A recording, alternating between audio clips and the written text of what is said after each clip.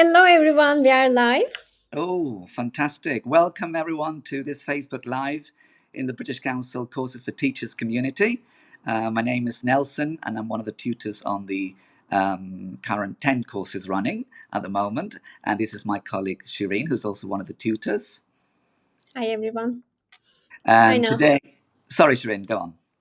Hi. I said hi, Nelson. Hello.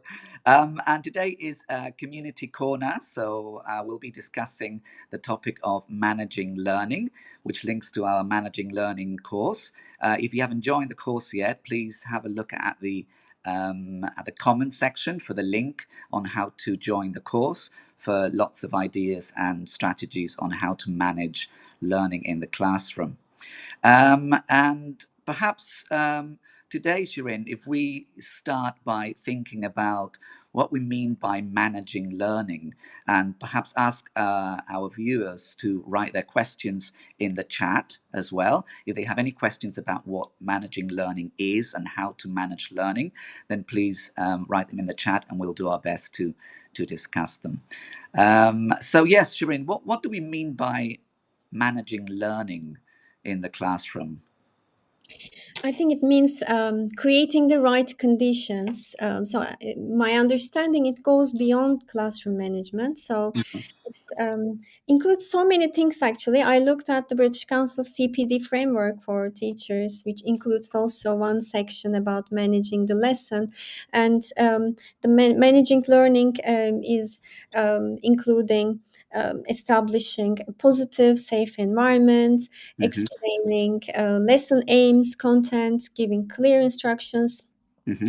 includes inclusive practices, monitoring progress, and so many things. Actually, it's quite um, wide, and there are more. Maybe we can add from our community members. Anything to add, Nelson? Well, I think as you said, it's an umbrella term, right? It's a broad term for different aspects of how to maximize learning in the classroom. And you're right in saying that it goes beyond classroom management or behavior management. It also has to do with understanding our learners' needs, for example.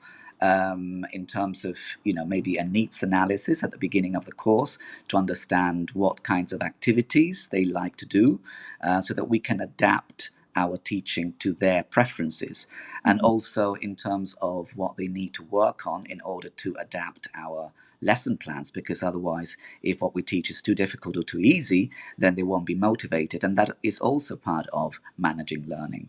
So when we think about managing learning, there is a pre, a while, and also a post when we want to assess what we have taught. So I think yes, it is an umbrella term, and perhaps it begins with understanding our learners' needs. Do you think that this is something that we do at the beginning of the course, or do you think it's something that should be ongoing, Shirin? What do you think? Definitely ongoing. So before we move on, Nelson, I'd like to share some comments. We have really lots of participants saying hello to us. Rubina from Pakistan, and Hanan and Defi from Sri Lanka. Oh, sorry, we have so many participants from different countries. So let's move on to the question. So for the needs assessment, firstly, yes, it's something ongoing. First, maybe we can discuss what needs assessment is, because it's about firstly challenging our assumptions, because we are doing this needs assessment to be able to understand where they are and how they will be reaching the learning goal. But this also requires thinking about what we think about them, because things about our learners might be based on our assumptions. Hmm. So some things that we take for granted to Yes. be true without actual proof. So it's okay to have those assumptions, but when we have an assumption, also it doesn't make it automatically false, but it's important to acknowledge Yes. when we make those assumptions. Hmm. And for example, we might say that our learners are not motivated, or if they ask us questions again when we give instructions, this does it mean that they don't pay attention? So our assumption is that they don't pay attention. But what is the needs here? So we first need to understand what are the roots of the issues uh, Hmm. underlying in the classroom environment, and we can only do this through needs assessment before, during, and after. So this happens constantly during the Yes, lesson that's about right. That's instructions. right. Because we might perhaps plan at the beginning based on a needs analysis, but then their needs might change, or perhaps the initial needs assessment needs adapting or needs um, making it more accurate, and that can only happen while we are teaching, right? And that's why we reflect as teachers, is to Mhm. think about, well, I might have assumed, as you said, or I might have thought that this strategy or this activity or this topic would be interesting, but perhaps it wasn't so, or it wasn't, as I expected it to be, or didn't work as I expected it to work. And that's when we learn as teachers, is by constant observation. This is what we call self-observation, right? What we're Mhm. Oops. Yes, we lost Nelson. So, um, okay. So, um, welcome again, everyone. Please keep writing in the chat. So, tell us where you are and if you have any questions. So, this is our community corner, and our topic for today is managing learning. And we were just answering a question from our community about needs assessment. So I think I also want to add we have different kinds of needs. So we might have our um, learners' perceived needs. So in that case, they might share their needs. Okay, welcome back, Nelson. sorry about that. I don't know what happened to my phone. It's okay. So I just want to add maybe one more thing. We might have learners' perceived needs and true needs. So true learning needs. So when we actually assess their performance, we may see their true learning needs, but also they have their own perceptions. So therefore, as you say, it's a constant observation. So That's right. observation is Hmm. definitely the key, and we use in what we call triangulation. We need to get as much data as possible from our learners, maybe through Hmm. some learning activities we can do. I Yes. want to show a tool that really helps me. So I tried to draw it here. Can you see it Yes. right way? Okay. So we may, okay, this is our student representing our learners. So in the middle. So if we think about their needs, they may say their needs. So this is about their perception, what they perceive as their needs in a particular situation. They may do something and we can observe their behavior. This gives us some information about their needs. If they are constantly moving and not paying attention, that they need something actually. Yes. These are more observable, but if they may not say their needs, what they think, and how they feel. These maybe require more or different tools, techniques to find out more about, maybe by talking to them Hmm. or by having maybe a questionnaire. There were also lots of comments. Let me have a look. We had some notes about these, right? So about understanding. Um, our community members mentioned that they asked their learners to write a short text to Hmm. tell more about their needs, or a dialogue, informal chatting that will give some information about what they think, what they feel, Hmm. or maybe through putting them in a real problem solving situation. That way we can observe them and see some patterns, or maybe through some questionnaires and surveys. Hmm. So many ways. Absolutely. So, all of this information will help us adapt our lessons step by step, right? We don't need to get everything right at the beginning of a course. in fact, it's impossible. It's only through constant observation, as you say, and constant gathering of more information about their needs and their interests that we can start making our lessons more effective and managing the learning so that they're involved. Um, as well as needs analysis, our community members also mentioned classroom management techniques, which they think are very useful. Things like routines, for example.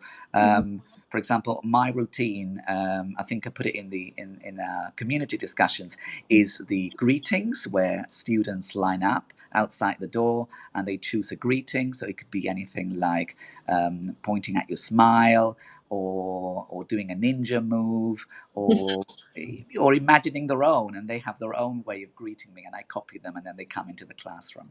So that's my routine to start, and then to end again, I line them up at the door and I ask them a question, so it's an exit ticket, so they Mhm. know what to expect. Right, routines, I think, especially with the younger learners, are very important to to make them feel safe, so Yeah. that they learn more effectively. So it's a way of managing learning.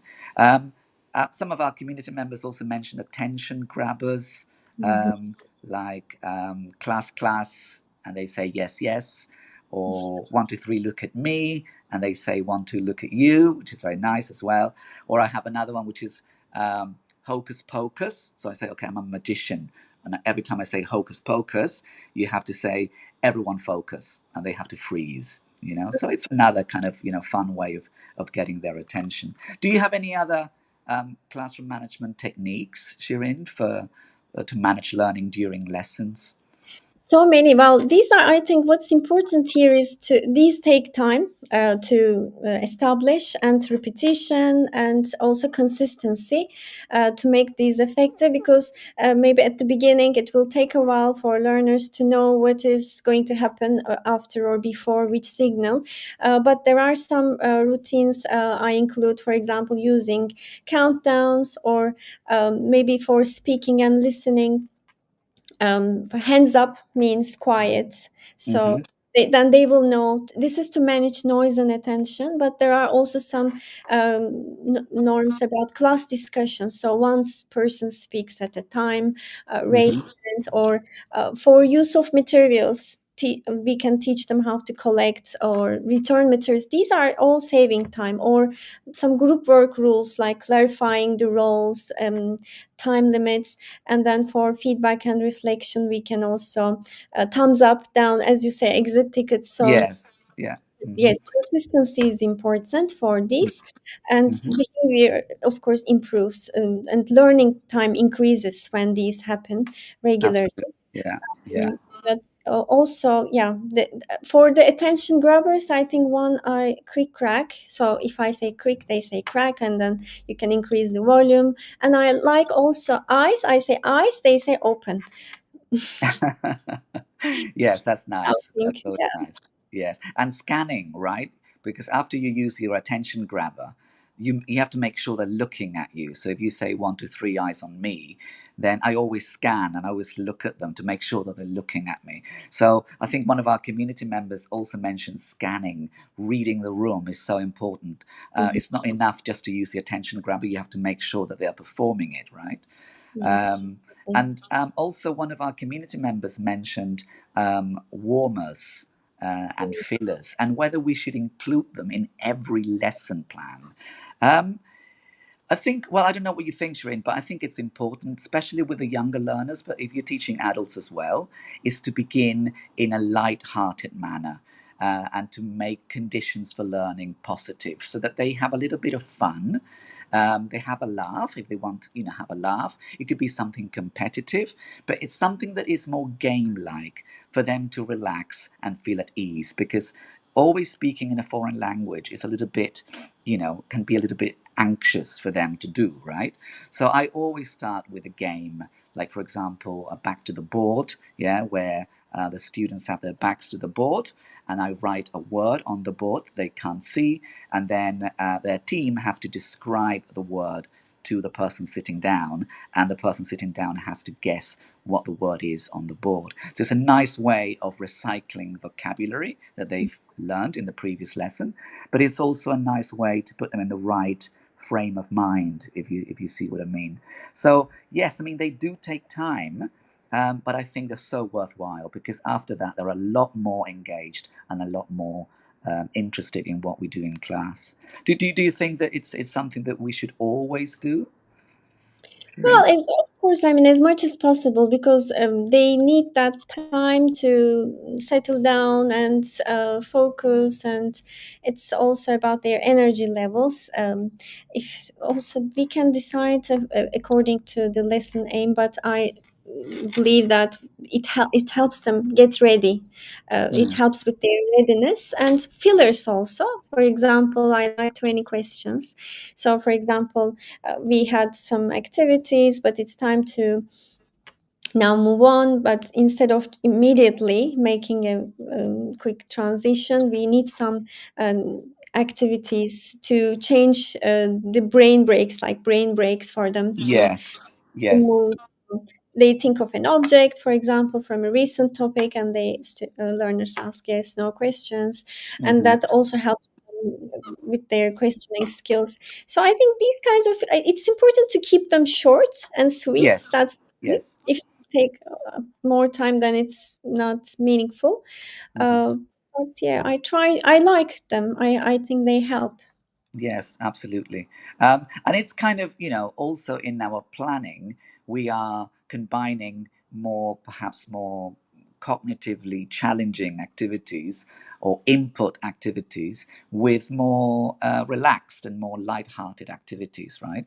So when you're teaching primary students, for example, it's very important to combine your stirrer activities, which are more game-like and, whether they're kinesthetic or they're fun, with more settler activities, Mhm. which perhaps is a writing activity or maybe a listening activity where they're sitting down.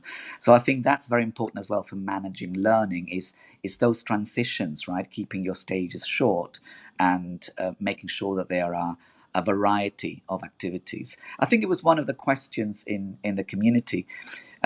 When do you know when it's time to move on? What are the signals that tell you? So, for example, for me, if one of my settlers is taking too long and they start getting bored and they start misbehaving, I know they need to stand up and they need to move around. So they need a kinesthetic activity. They can't be sitting down for too long. So that's my signal.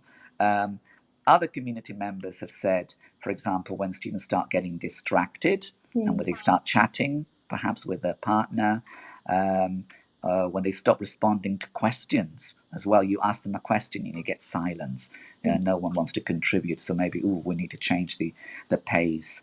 And also what I was saying before about scanning, when they're looking at the ceiling or they're not really focused, or and when their expression is just kind of not smiley anymore, right? So yes, all of these give us a signal that it's time to move on. Exactly. What about in terms of checking learner understanding, Shirin? Do you think that perhaps asking, "Do you understand?" or "Have you understood?" Do you think that gives us the right information to know whether they've understood something? Well, they would simply nod or say yes, if even if they don't, because they may not want to say. Or, but we can use different strategies to check their understanding. Again, there were so many great comments in the community, such as asking questions, nonverbal signs like thumbs up, thumbs down, exit tickets. Concept checking questions, Hmm. CCQs, uh, Hmm. lots before HOT. So this is again about high order thinking skills and Hmm. some questions, comprehension questions. So there are so many different ways to check Hmm. learners' understanding before Yeah. asking if you understand. Yeah, I think all of these strategies perhaps will give you a better hint whether your students understand vocabulary or grammar than asking, do you understand? Because usually when you ask them, do you understand, they will nod and Mhm. say yes, right? So we need another way of finding out whether they understand or not. So CCQs, concept checking questions, are very, very useful. So, for example, if you're teaching the present perfect, I've lived in London for 5 years, then you would ask questions about the meaning, yes or no questions, and then if they answer those questions correctly, then you know they understand the meaning of the grammar. So, for example, did I start living in London 5 years ago? Yes. Do I still live in London? Yes. So if they answer those questions correctly, then you know they've understood. So I think that's more effective than asking them, do you understand? Because they might always say yes. Yeah. Yes, also some comments like TPR, total physical response, is good. So Yeah. asking them to stand up. So we may show them also some statements. They may sit or stand up, and that way we can check their understanding. Mm-hmm. There are so many different ways to check other than asking questions. I think I Mm-hmm. also want to add one very interesting thing. I haven't tried it myself with learners, but I tried it with teachers. It worked so well. Learning walls. Have you heard them? So it's like giant bulletin board to explore together with the learners, but not a board to share the finished learners finished posters, but it's an ongoing poster in which learners and teacher works together, and teacher is taking the role of the facilitator, and they have the question at the top, Uh-huh. and maybe underlying the question there are some key questions, other questions, vocabulary, some examples, and sticky notes around. So there are also these kinds of ways. Maybe we can allocate one big wall in our classroom for a learning wall where we can ask some questions. Students might mingle around, put some stickers, stickies, sticky notes, so then we can check their understanding in Mm-hmm. different. That's nice. Yes. And it's a nice and engaging and collaborative activity, right? That's Yes, really and it nice. takes ongoing activity, not just in one lesson. Maybe Mm. it could be also, it makes learning visible so that Yes. they can then see what their peers think. So, yeah, we can get more creative. I think all of these are about becoming an expert teacher. So, this is about becoming more aware of what we are doing, and measuring things in maybe in more intentional ways, again Mm-hmm. understanding needs, and then sharing our purpose with the learners, and getting their feedback in each and every activity. Yes, absolutely. Absolutely. Shirin, do we have any questions from our viewers? Okay, so let me have a look. Yes, so far I think I haven't seen any questions. Lots of great comments. So hello everyone. Okay, there was one question. Um, at what level should teachers focus on managing learning rather than just managing the classroom? How can effective class management translate into meaningful learning outcomes? How does managing learning transform into meaningful learning outcomes? Yes. Yeah, Um, classroom management and learning outcomes. um, Well, it's because once we start addressing all those barriers that we discussed before, such as lack of motivation or lack of relevance to their lives, or misbehavior, lack of motivation, or I need to get up and walk around because I'm bored of sitting down for too long. Once we address all of those, then we will more effectively meet our learning outcomes. Um, I mean, you can still meet your learning outcomes without addressing those points, those different, but it'll be more difficult, and it'll be more difficult for you and for the learners. So that's why it's so important to bear in mind, all the things that we need to think about when we are teaching. It's not just about technique or pedagogy, right? It's also about managing the different aspects that will make your learner more engaged in what you are trying to teach and what they're trying to practice. So I mean, so hopefully some of the points that we've raised in this discussion will be helpful to our viewers. And to more, I mean, most of our discussions are around this: how to make these all these components meaningful and well. Yes, exactly. And it's when we start planning, right? When we start thinking about this, it's not something perhaps that, happens, we don't, improvise in the classroom. I mean, we might have to, but it's important to also think about these things when we're planning, because managing learning or managing behavior, all of those things happen while we're planning. And the more we anticipate these problems and think about solutions, the better prepared we'll be in the lesson to manage learning.